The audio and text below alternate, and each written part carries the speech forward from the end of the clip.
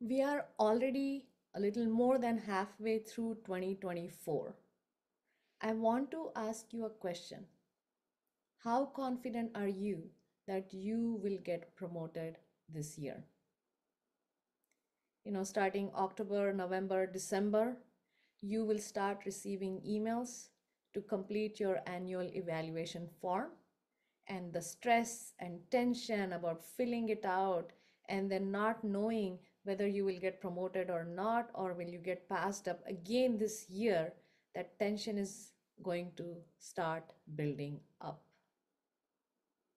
So instead of relying on hope, I want to share with you 4 predictors whether you will get promoted or not.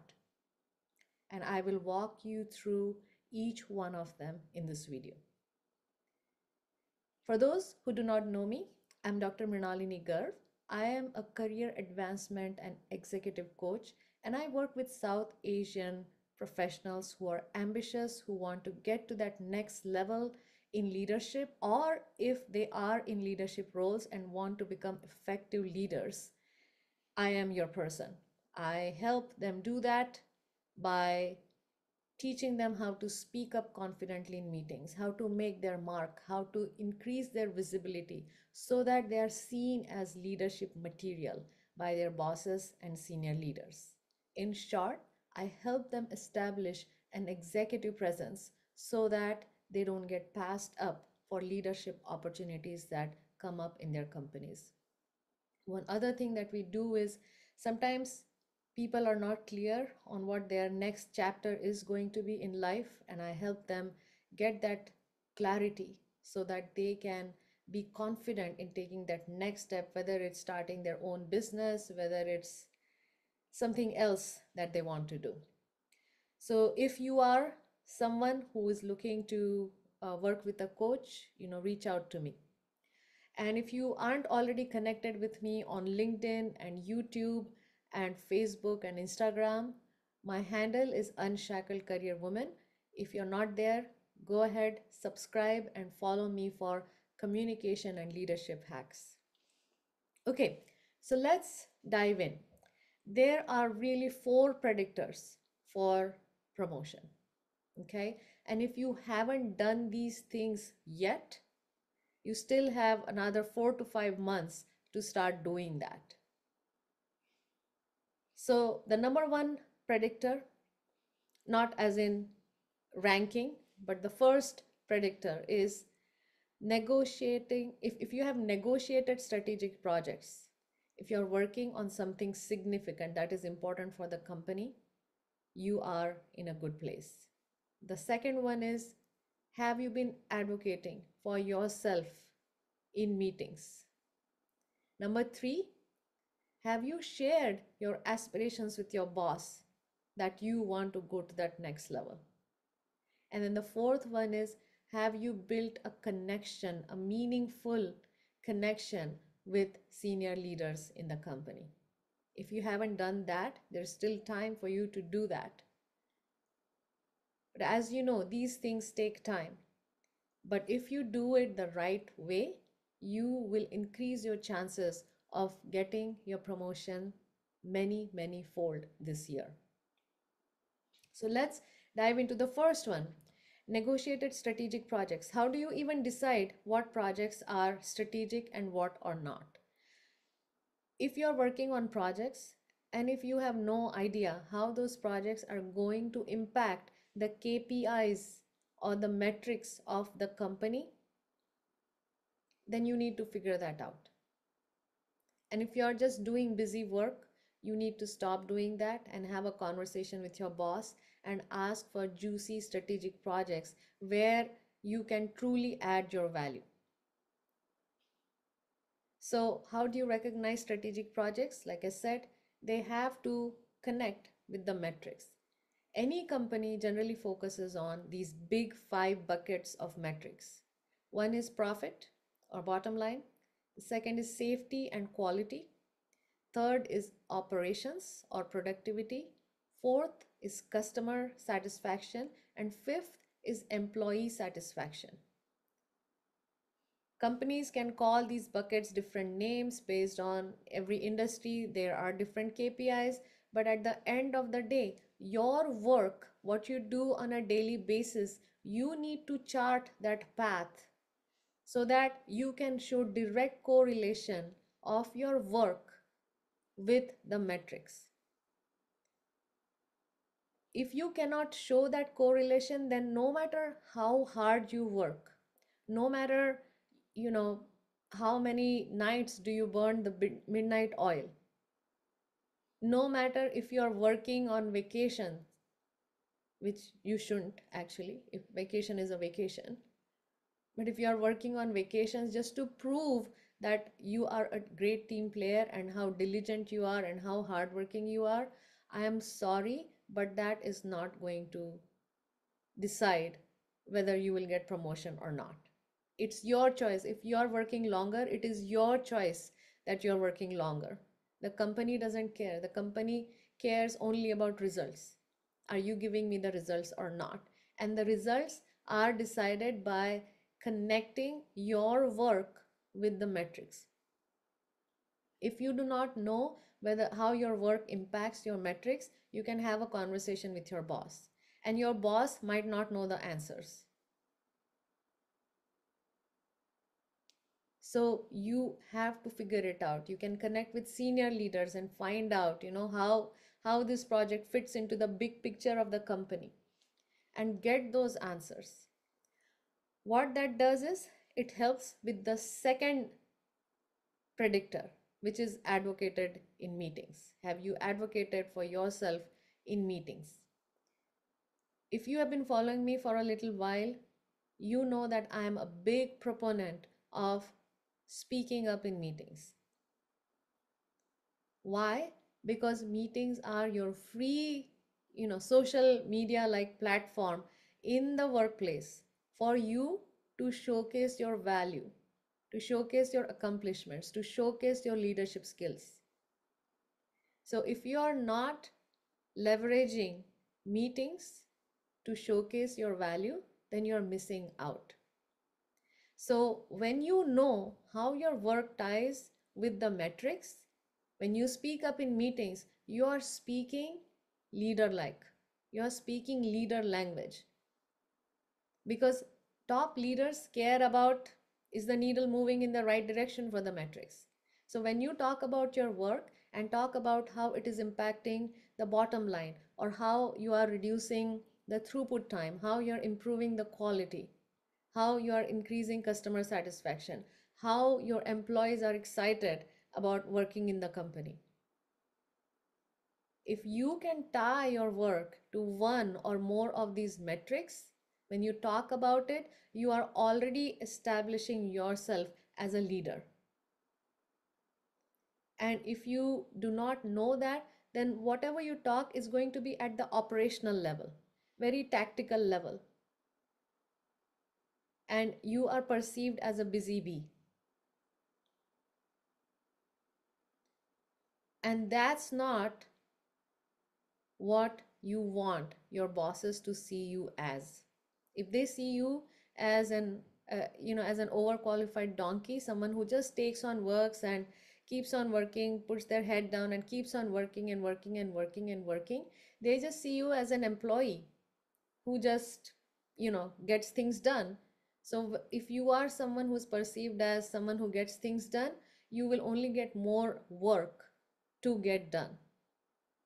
But when you start talking about how your expertise, how your experience is allowing you and how you're using that to help company achieve their goals, you are suddenly seen very differently. Now you are perceived as a leader. It really does not matter how quickly you respond to Slack messages. Many times, especially in the IT world, it's all about Slack messaging, right? The notification is on the whole time. Every time somebody sends a message, you get distracted. And then the race is, oh, if John is replying faster, I need to be faster than John. That does not predict your promotion. How fast you reply a Slack message is not a predictor for promotion. The predictor for promotion is how do you take your work and package it, and present it in a way where you can show that connection between your work and the metrics, and how you have these conversations in team meetings with your boss, with your senior leaders. That is going to change the perception of you as a leader. Number three. Now, this is a very, very simple, low hanging fruit, and yet people don't do that. Most I have seen in my experience, most South Asians, they are brilliant at what they do. They are amazing at what they do. They bring years of experience.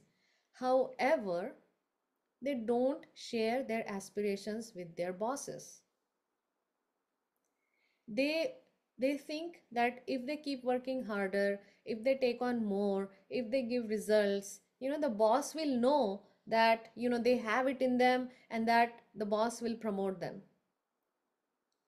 But a boss does not dream about your aspirations. You need to let your boss know, hey boss, I came all the way from my home country, not to just get where I am right now. I have aspirations and I want to get to that next level.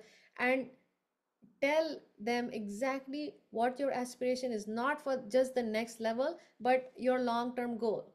Do you want to be a director? Do you want to become a VP? Do you want to get in the C suite at some point? Share those aspirations, so the boss will know that yes, you have all these aspirations, and when opportunities come up, a great boss will give you those opportunities. But if you don't share with your boss what your aspirations are, the boss might promote somebody else because they shared their aspirations with the boss and they're showing up like a leader.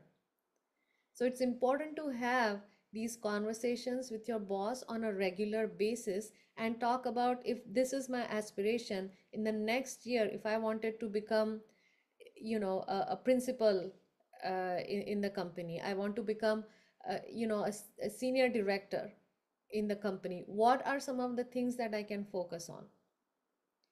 Now, with the boss, things are tricky, but still you have to share what your aspirations are. Your boss might have their favorite people, and they might just promote them. You cannot help that. People are people, human beings are human beings. They're gonna do humanly things, right? But you don't have to take that personally. You have to advocate for yourself. And from these conversations, you will realize whether your boss is on board or not. Your bosses may have their own insecurities. They might be actually afraid that you will take their position. So they might actually keep you where you are stuck. And if you are someone who just puts their head down and keep doing the work, that works great for your boss, because then the boss says, wow, this person is my right hand, and because of their productivity, I look good to leadership. So I'm gonna just keep them there, maybe dangle a carrot. Yeah, we will see next year, keep doing the work. But it's for their own selfish motives. There are only handful of bosses who will truly care about you when you have that conversation, and they will say that, okay, work on this project, attend this meeting, present in that meeting. And they might also say that, you know what, you have so much potential, and I'm telling you that you're wasting your potential here. Look outside, go apply for these positions, and I will give you a glaring recommendation. So you need to be in constant conversation with your boss about the next level. If you're not doing that, your boss has no way to know that you have those aspirations. Now let's come to number 4. Now, like I said, boss may or may not help you. You cannot rely on one person in a big company to get you promoted. So we open the side doors and start connecting with top leaders. And when you connect with top leaders, you basically don't go and say, hey, you know what, I want to get promoted, tell me, can you help me promote that? It's a relationship that you build over time, which is why I asked you at the very beginning, have you been doing these things? It won't happen, tomorrow you go and connect with a senior leader and lo and behold, you got promoted. Actually, that has happened also. I shouldn't say that. That could happen because uh, one of my clients, Josephine, she was stuck in the, same position. She worked in the IT industry, and she really wanted to become a manager, but she never shared this aspiration with her boss. And her boss was on vacation, or the bosses changed, I can't remember the details of that, but we helped her meet with the CIO. And basically what she did was, I told her to go meet with the boss, with the CIO, and say these things. She basically said, hey, I have been in this company for X number of years. I have been doing a lot of things, but I haven't gotten promoted. So the first conversation, of course, it was longer than that.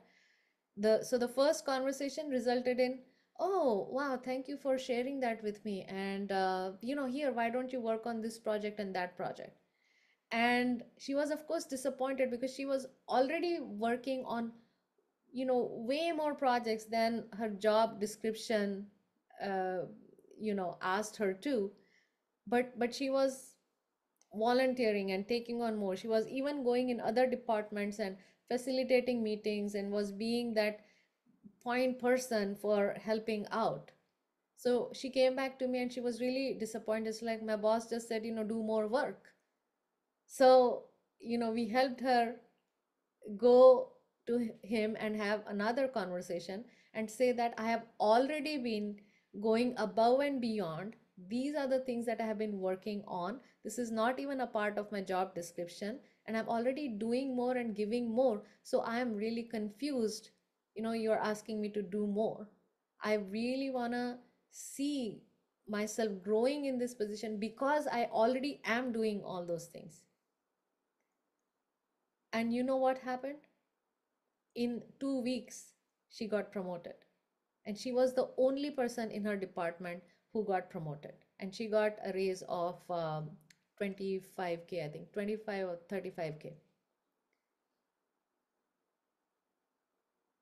And now the CIO is interested in how she's doing, because he sends her emails and asks her, how are things? Do you need my help?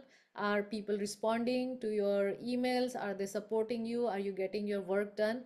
And now he is her champion.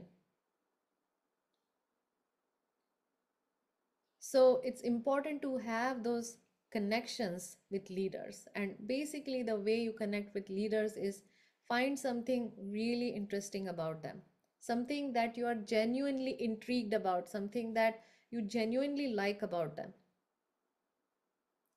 and go have a conversation with them, have a meeting with them, and dive deeper into that thing. For example, you go to their LinkedIn profile and see the CFO, you know majored in music but now is a CFO. That's quite an interesting thing from my perspective. It's like someone who had majored in music, what are they doing in finance? So actually going and talking about, wow, tell me about your career trajectory. How did you switch? And it has been, the way your career, it seems like you took a meandering path to get where you are. I would love to learn more about it. And then you start talking about what you do. So you have to be ready with, talking about your own accomplishments and what you do to make yourself known to the leader, because they don't know who you are, what you do, how you make an impact. So it ties back to knowing how your work impacts the metrics. So you build these connections, genuine connections, make them know, who you are, what you do, what your aspirations are, ask for tips. Now don't go and ask them, will you be my sponsor? That's like a lot of work. Can you become my mentor? That's a lot of work. Senior leaders are busy. They have 10,000 other things that they work on. So ask for little things. How can I change this? I love how you speak in meetings. How did you develop that way? Were you always like that, or were there some techniques, are there some books that you read? Ask these questions. How do you manage time, or the challenges that you are facing? You can, and if you see that the leaders do really well, just ask them. So you build these connections, and they would be more than happy to share this with you. So to get promoted, you need to have all these four things in place so that you have more confidence in knowing that you will get promoted or not, and you can take actions based on that.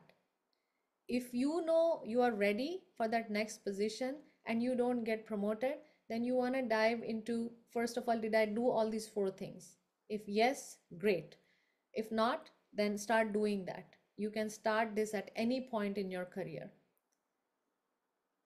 And if you have done all these things and you're still not getting promoted, then you want to start thinking about switching jobs, or asking, what is the roadblock, what is really stopping me from getting promoted. So asking these questions of your boss, of the senior leaders, and then switch jobs. Because most people, what do? They don't do all of these. Then they feel resentment, for their boss, for their work. They feel like, I'm undervalued. I'm giving so much, I'm doing so much, and nobody really cares. Well, honestly, nobody cares unless you start caring about what you do, and you have these conversations and you advocate for yourself. And when you have done all of this and you still feel like there's no opportunity here, then leave. Because if you leave before that, you will land a new job, and in first few months, it will be that honeymoon period, and you will feel like, wow, it feels great to be in this new job, and blah blah blah. And then in a year and a half, you're again going to feel stuck because you're not going anywhere higher in that company as well. So to summarize, you can actually predict whether you will get promoted or not. And there are four predictors. Number one, you are negotiating and working on strategic, juicy projects that make a direct impact on the main KPIs of the companies, the key performance indicators or metrics that the company cares about.